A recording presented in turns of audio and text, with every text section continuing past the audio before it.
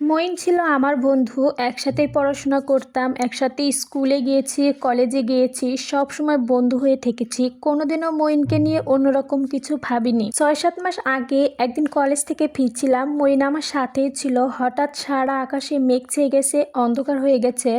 তখন দিন রাত বোঝা যাচ্ছিল না, খুব জোরে জোরে বাজ পড়ছিল। আমি ভয়ে অস্থির হয়ে গিয়েছিলাম। এত অন্ধকার যে মঈনকেও দেখা যাচ্ছিল না। মঈন এসে আমার হাত ধরলো। ভয় পাস না মনি, আমি তো আছি।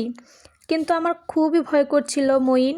জোরে বাতাস বইছে, ধুলাবালিতে চারদিকে অন্ধকার, চোখ খুলতে তাকাতে পারছি না। মঈনকে খুব শক্ত করে ধরেছিলাম, খুব শক্ত করে, যাতে বাতাস আমাকে উড়িয়ে নিয়ে যেতে না পারে। অনেকক্ষণ ঝড় বৃষ্টি হলো, ও সাথে ছিল। ঝড় থেমে যাওয়ার পর দেখি আরও জোরে বৃষ্টি নামছিল। ঝড় থামার পর দেখি আমরা রাস্তার পাশে গর্তে পড়ে আছি, ধুলাবালিতে জামাকাপড় সব নষ্ট হয়ে গেছে। এবার উঠ মনি, বাহ যে শক্ত করে ধরেছিস, বাতাসেরও কি সাধ্য আছে তোমাকে ছাড়িয়ে নিয়ে যাওয়ার? তাড়াতাড়ি উঠ, ছেড়ে দে আমাকে। তারপর আমি ওকে ছেড়ে দাঁড়িয়েছিলাম। তারপর বৃষ্টি ভিজে বাড়িতে গিয়েছিলাম। পরের দিন মইনের দিকে তাকাতে আমার খুবই লজ্জা করছিল। মইনও মিটমিট হাসছিল। কি ব্যাপার মনি, কালকে এভাবে বুকে জড়িয়ে ধরেছিলিস কেন? কালকে তোকে বাতাসের হাত থেকে উদ্ধার করলাম, আর আজ আমার দিকে তাকাতে লজ্জা পাচ্ছ? কাল সারা রাত আমি ঘুমাতে পারিনি, বারবার তোমার কথা মনে পড়ছে। কিভাবে তুমি আমাকে আঁকড়ে ধরেছিলে জানো মনি? তুমি যখন আমাকে আঁকড়ে ধরেছিলে তখন আমার মনে হয়েছিল তোমাকে আমার বাঁচানোর দায়িত্ব, নিজের জীবন দিয়ে হলেও তোমাকে বাঁচাতে হবে।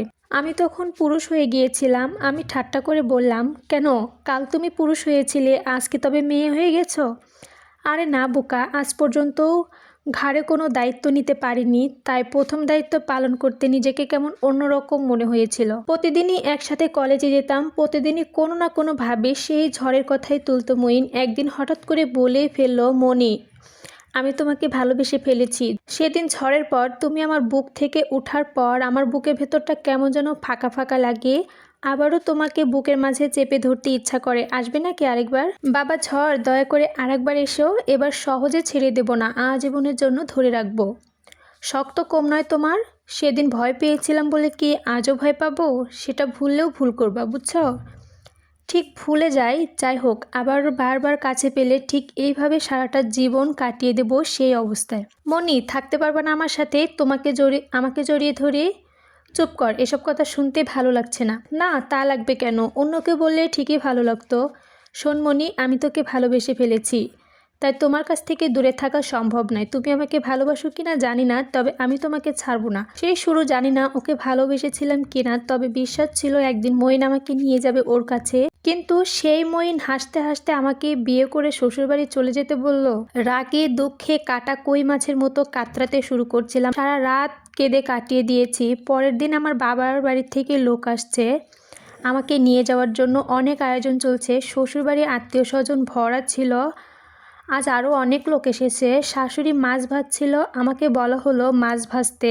আমি শাশুড়ির সামনে গিয়ে বসলাম। মাছ ভাজছিল, আমি মাছ উঠানোর সময় ভাজা মাছের বাটিটা এগিয়ে ধরছিলাম। হঠাৎ করেই শাশুড়ি অনেকটা তেলসহ মাছ আমার হাতে ফেলে দিল। আমি চিৎকার করে উঠলাম, কিন্তু আমার চিৎকার শুনে কেউ এগিয়ে এলো না।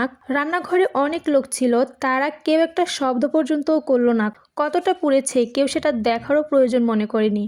শাশুড়ি শুধু বলল, লবণ পানিতে মিশিয়ে হাতটা ডুবিয়ে রাখো।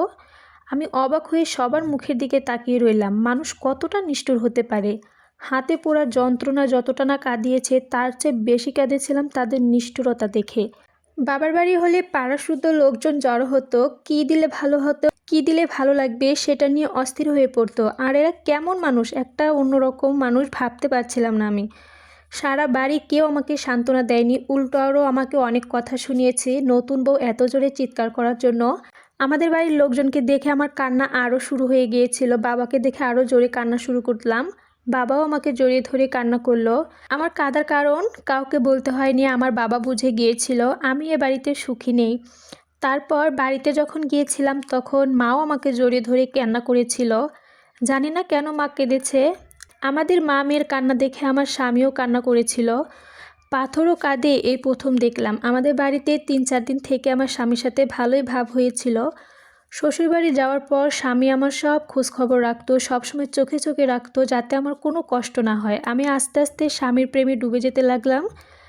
স্বামীর ভালোবাসায় আমার সব কষ্ট দুঃখ দূর হয়ে গিয়েছিল। শাশুড়ি সব সময় মুখ কালো করে রাখতো, কিন্তু আমি সেদিকে তাকাতাম না, ভাবতাম সব ঠিক হয়ে যাবে। কিন্তু কাজ করতে পারতাম না বলে সব সময় দোষ ধরতো। আমার মন খারাপ হতো, আমার স্বামীর দিকে তাকিয়ে আবার সব ভুলে যেতাম। ভাবতাম আমার স্বামী তো আছে, ভালোবাসে, আর অন্য কারো ভালোবাসা না পেলেও চলবে।